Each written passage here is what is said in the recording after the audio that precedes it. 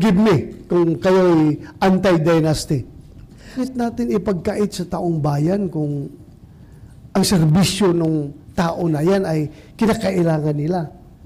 Umalis si Pangulong Duterte as mayor ng Davao City. Tumakbo si Inday Sara, nanalo siya. Kasi gusto ng taong bayan talaga na siya ang magpapatakbo. Eh kung meron tayong anti-dynasty bill, hindi na siya pwedeng tumakbo. Si Inday Sara as mayor. Para iba na naman tumakbo. Maganda yan.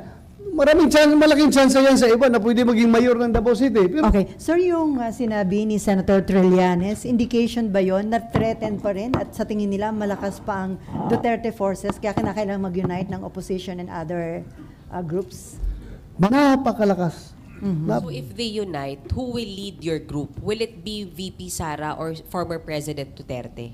Or sino yung ipupush nyo, sir, na mas tingin nyo mas malakas na magli-lead ng grupo nyo? Pero sir, bakit kaya nagkaroon pa rin ng mga, kung sinabi nyo wala naman talagang sipa or wala namang utos from the leadership, pero bakit pa rin naging talamak or sabihin natin may mga nangyaring ganong human rights violations? It is because of the situation on the ground. Situation on the ground. Bumaba ka sa ground, tingnan mo ano nangyayari. Merong lumalaban, merong nanlaban, meron din hindi lumaban, binaril, kaya nga, nagkakasuhan nga eh. Tingnan mo lang kung ilang pulis din ang namatay sa war on drugs. Ilang pulis din ang nasugatan sa war on drugs. Marami. Kaya nga, sabi ko, in order to attain justice, you have to treat each case individually and separately. Huwag mong ilump lahat yan. Dahil otherwise, justice will be denied not only to those victims but also to the policemen kapag nilalamp mo yung kaso na yan. Okay, other issue na tayo. Ay, the same. Related, ano ba? Ay, related pa rin. Ayan, ano mo na. Hindi pa. Hello po. Sir, good Election morning po. Sir, Yes. do you have fears na with the split of the unit team, maka-apekto yun dun sa galaw ng Marcos administration regarding ICC? Before, merong promise po si President Marcos na hindi pa papapasukin. Well, as far as I know, the President is very consistent in his statements, no? Hindi siya nagbabago. Kahit na marami ng gustong babaguhin yung kanyang statement, maraming insinuation na okay na si Presidente, gusto nang papasukin ng ICC. But then again, nagre-rebound ang Presidente, nagsasabi na I will not lift a finger just to cooperate with ICC. Not even a finger will be lifted to cooperate with ICC. And he is not recognizing the jurisdiction of ICC. So, very consistent naman natin Pangulo. Yung ibang tao lang na interesado talaga na magbago ang Pangulo sa kanyang stand, yan ang gumagawa ng mga istorya. Pero si Pangulo, very consistent. Nakakaya nga kay Pangulo eh. Sabihin ng President Bongbong Marcos na naman na ano ba kayo? I've said this for 1,000 times, for 1,000,000 times that I will not cooperate with the ICC. Nakakahiya na rin sa kanya. Dapat respetuhin natin yung statement ng Pangulo. You completely trust his words? I completely trusted his word. Okay, other issue na tayo. Before RG, simulan ko lang Sir, according to BP Sara, former President Duterte and his brothers, Congressman Pulong and Mayor Baste are running for the Senate sa 2025 elections. Nakonsulta ba kayo dito? O dito? Seryoso ba yun, sir? No, medyo nagulat nga ako. Nagulat din ako kayo? dun sa balita na yon. But then again, nagulat ako at the same time, masaya ako. Why, sir? Dahil nga, sabi ko nga noon sa inyo na kami dalawa ni Senator Bongo will be waging guerrilla-style campaign. Guerrilla tactics ang gagawin namin kasi hindi kami manok ng administration, hindi rin kami manok ng opposition. Nasa gitna kami, so para kami mga guerrilla nito. So, very lonely yung aming magiging campaign trail. Kami dalawa lang. But with that latest information na may tatlong Duterte na tatakbo, at saka kung magsiseryoso si Philip Salvador, so magiging 6 na kami ngayon sa campaign trail, masaya na ito. Masaya na, happy na. Baka from guerrilla tactics, maybe we will be shifting slowly to somehow conventional tactics. Dahil From marami na unconventional to sort of conventional, little conventional. RG. Sir, I have 2 questions. Yes. Ano pong inyong masasabi dito sa pinupropose ni dating Senator Trillanes na anti-Duterte unity ticket? Well, anybody can form a unity ticket against Duterte. Walang prohibitions dyan. So kung gusto nila dyan, mag-usap sila sa Malacanang at saka yung mga yellow or pink ba, mag-usap sila kung gusto nilang mag-align. Hindi mo natin sila pwedeng pigil. Sir, may binanggit din po si VP Sara na yung tungkol doon sa pronouncement niya doon sa mga kapatid niya at sa kanyang ama na sabi ng nanay niya yon. Sa pagkakakilala ninyo, dahil nga nasabi niyo that UNSBG are part of the extended Duterte family, sa pagkakakilala ninyo, gaano ka-influential si Ma'am Elizabeth sa mga anak niya? Very influential yun. Mother yun eh. In any family, malaki ang papel ng mother. Everybody loves her mother, his mother. So, just like that family, mahal na mahal nila yung nanay nila. Lalong-lalo na si BP Sara. Love na love niya yung mother niya. Do you think matutuloy talaga itong 3 Duterte ticket, 3 Dutertes in the Senate based on what is supposed to be her pronouncement? Well, hintayin natin yung filing of candidacy kung talagang magpapile sila. But then again, masasabi ko lang sa iyo is that I know BP Sara, pagdating dyan sa ganung mga bagay, hindi yan siya pwede magbiro. Yung mga kapatid na niya yan ang mga kapatid na niya yan ang at stake. So, pag sinabi niya yan, malaki ang posibilidad na talagang mangyayari yan. Okay. Sir, yung sinabi ni Senator Trillanes, indication ba yon na threatened pa rin at sa tingin nila malakas pa ang Duterte forces kaya kinakailangan mag-unite ng opposition and other groups? Baka ganun ang pagtingin niya. Ganun ang pagtingin niya. Bakit, so, hindi na sila magiging opposition. Yung liberal, magiging administration na sila kung mag-unite sila with Malacanang. Di ba? So, maging administration na sila. So, gusto nilang gawing opposition ngayon, yung mga Duterte. So, sa tingin niyo, malakas pa sa tao si dating Pangulong Duterte? Napakalakas. Napakalakas pa rin. Kung basahin mo yung survey, napakataas ang survey sa kanila. At ikaw mismo, kahit na magtanong ka sa mga ordinarong tao, palagi sinasabi ng mga tao, bumababa ako. At sabi, sir, sana bumalik si Pangulong Duterte pagka-president, sir. Gusto namin patuloy niya yung ginagawa niya. Ayun palagi narinig ko. Not porque I am an ally of President Duterte, kundi may personal experience lang yan pag nandun ako sa baba. Kakausap ko yung ordinaryong tao. Kaya lang, sir, maganda bang tingnan kung sakali na magiging miyembro ng Senate, mag-aama, magkakapatid? Parang sabi niyo ba, baka maging kamag-anak incorporated ng Senate. Ganun naman talagang nangyari sa Senado ngayon, di ba? What's new? What's new? Kung pwede gawin ng Villar, pwede gawin ng Cayetano, pwede gawin ng Estrada, pwede gawin ng ano pa bang pamilya dito? Cayetano, o yun. Ha? Ano? Magtito. Kung pwedeng gawin niya ng iba, bakit hindi pwede gawin ng mga Duterte? Kasi some are saying it's... So do you think, sir, it's about time to have anti-dynasty law or hayaan ng taong bayang magdesisyon? Do you think makalusot yung anti-dynasty law? How old is the 1987 Constitution? How old? 30 plus years? It is 37 years old.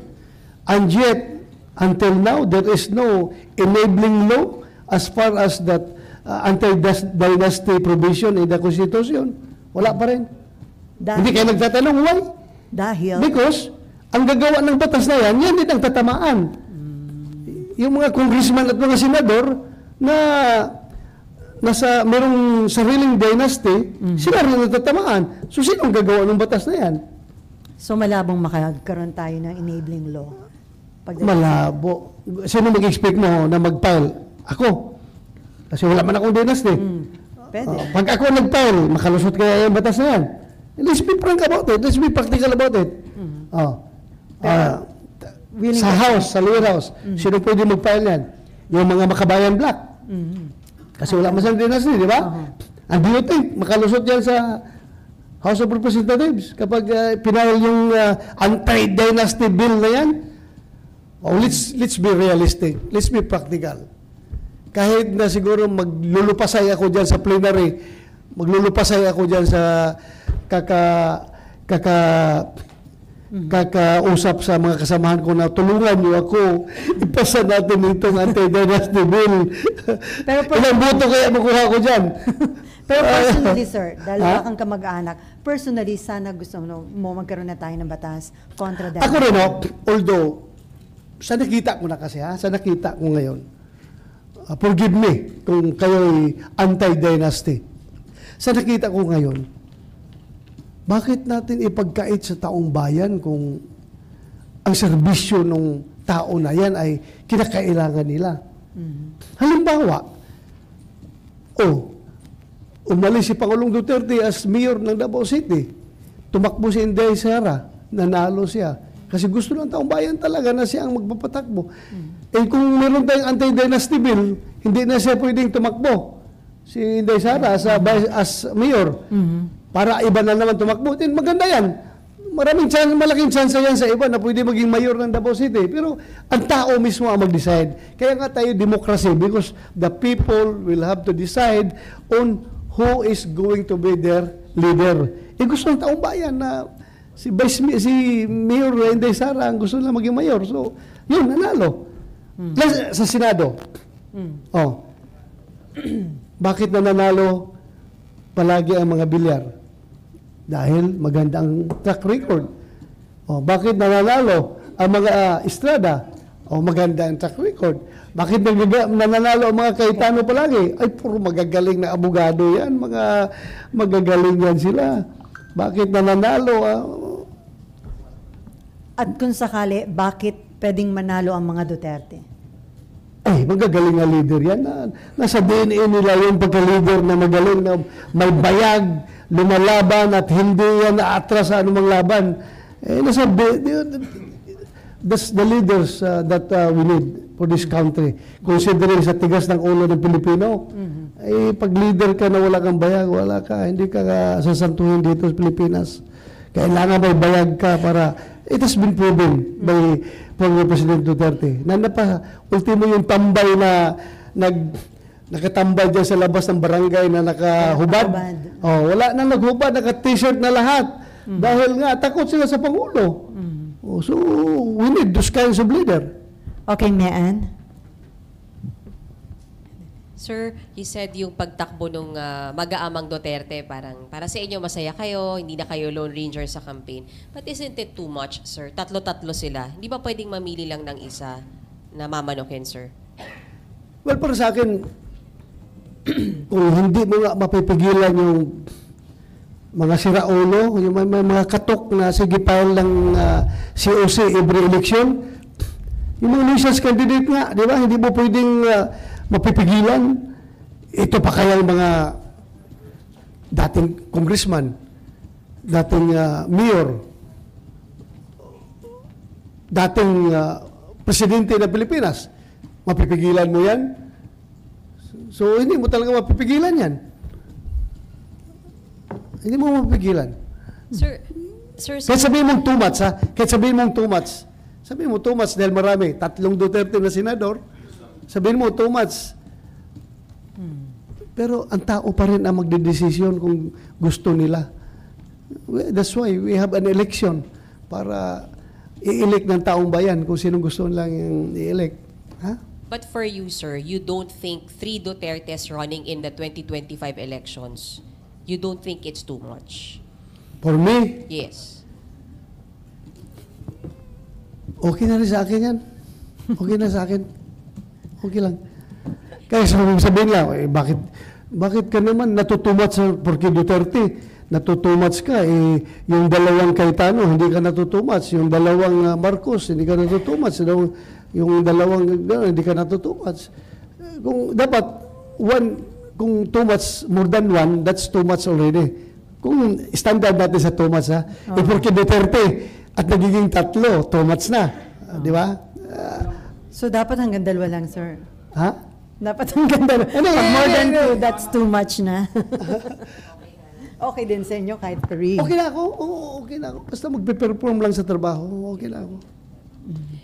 Sir, yung mga political analysts, a lot of them are saying masyadong madrama tong pamilya Duterte, tatakbo, hindi, tatakbo, mag-withdraw, ganyan. So, pero kayo, sir, naniniwala ba kayo sa sinabi ni VP Sara na 3 Duterte sa 2025? Or you think baka may hint of joke lang din, sir, na hindi naman talaga? O seryosohin ba to, tingin nyo? Naniniwala ako. Naniniwala ako. Ha? Bakit, sir? Kasi hindi naman talaga nagjo-joke yan si Inday Sara, si BP pagdating sa mga kapatid niya. Hindi yan nagjo-joke. So, hintayin na lang natin later pagdating sa filing of candidacy kung makapag-decide sila na isa na lang ang pwedeng patakbuhin. O 2 na lang. Depende na. Hintayin na lang natin.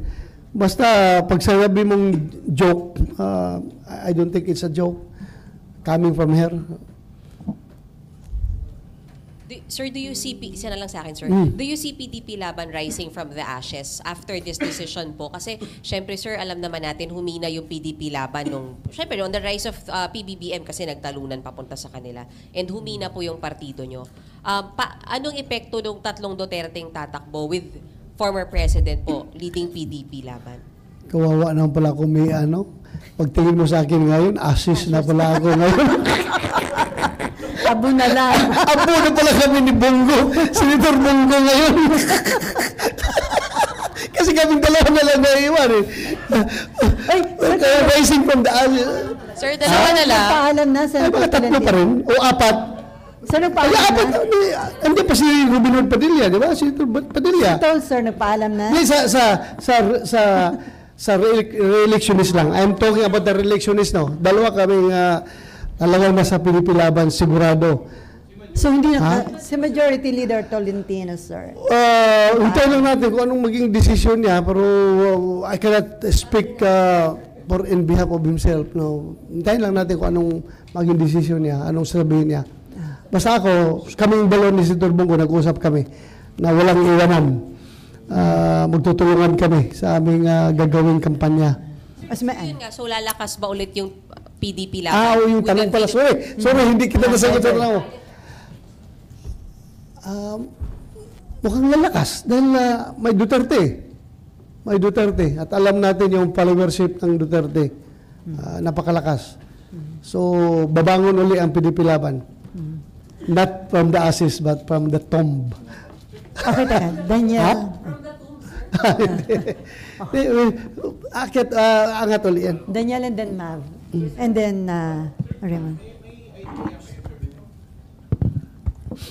May ayaran ko yung idea, sir. Kung 3 Duterte yung tatakbo sa Senado, sino naman yung may iwan sa Davao?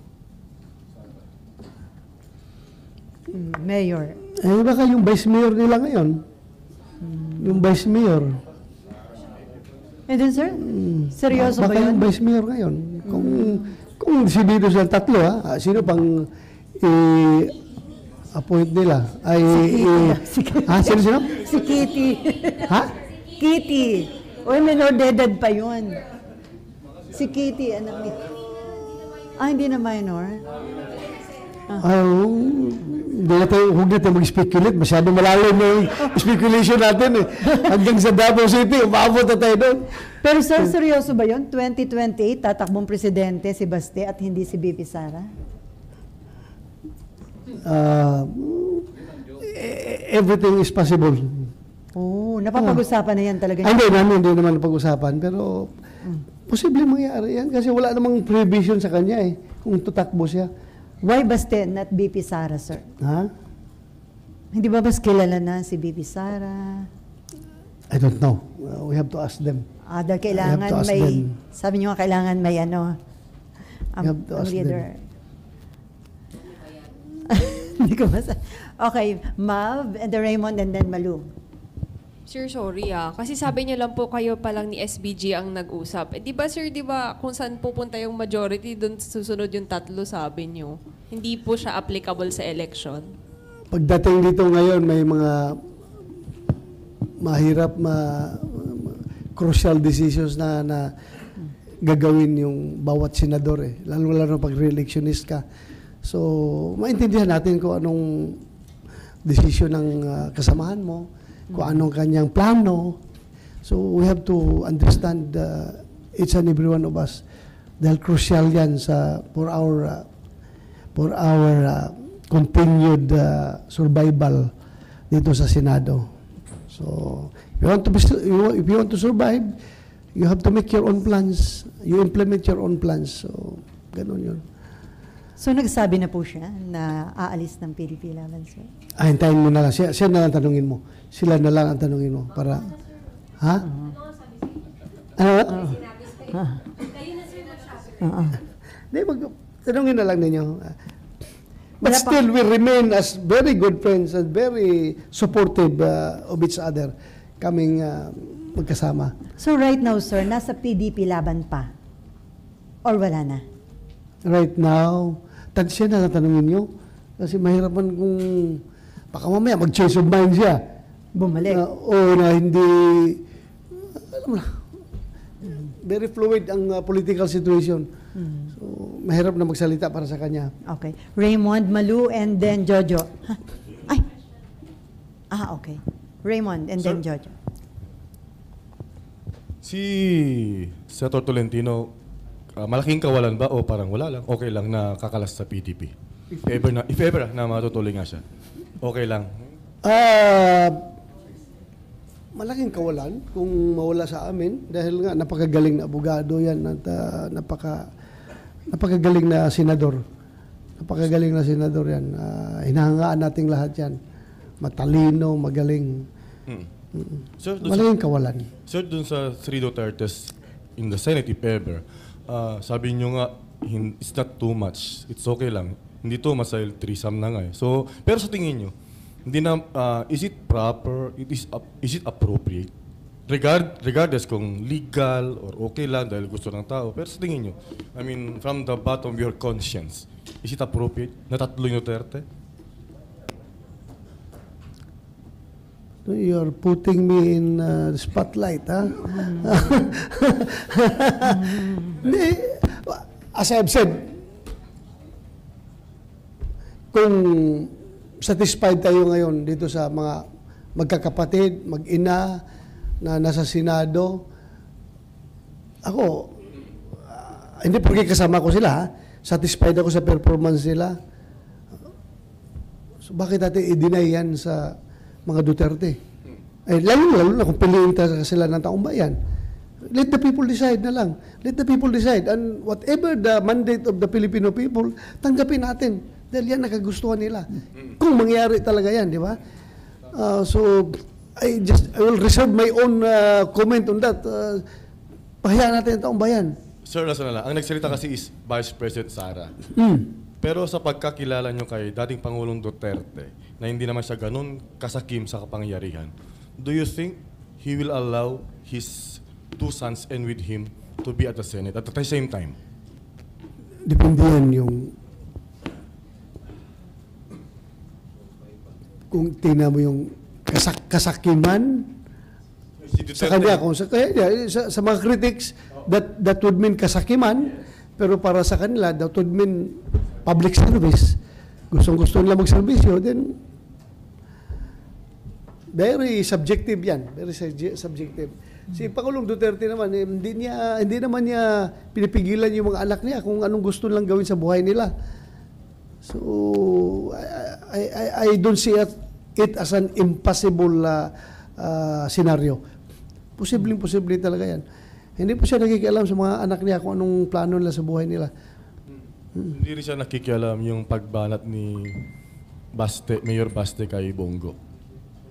Wala, hindi siya, kung nakikialam siya doon, baka hindi magsalita si Baste ng ganon. So, ganon po siya na father. Hayaan niya yung mga kuwan niya. Okay, Jojo. Sir, follow-up lang kay Senator Tolentino. Bakit nyo nabanggit na maaaring tumalon sa ibang partido si Senator Tolentino? Nakarating na ba sa inyo na kinakausap siya ng lakas ngayon?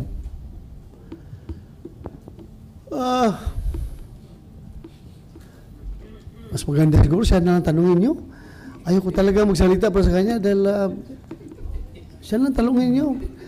Inibitahan niyo ako dito eh. Imbitahan niyo siya dito. Siya lang tanungin niyo. Oo nga naman. Oo nga naman. Kayo talaga. Sir, Magkasama kami. Magkasama kami. We want to be united always in all issues and in all undertakings.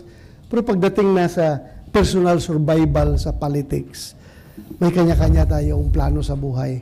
So we have to respect kung anong plano niya sa buhay niya, anong plano niya sa karir niya. So hintayin na lang natin na siya magsalita. Sir, kung sakaling makipag-join force yung Pink Forces sa Marcos administration, ang sabi mo nga, paano, magiging admin na ba sila? Pwede ba na ang Duterte Forces ang maging panibagong opposition? No choice.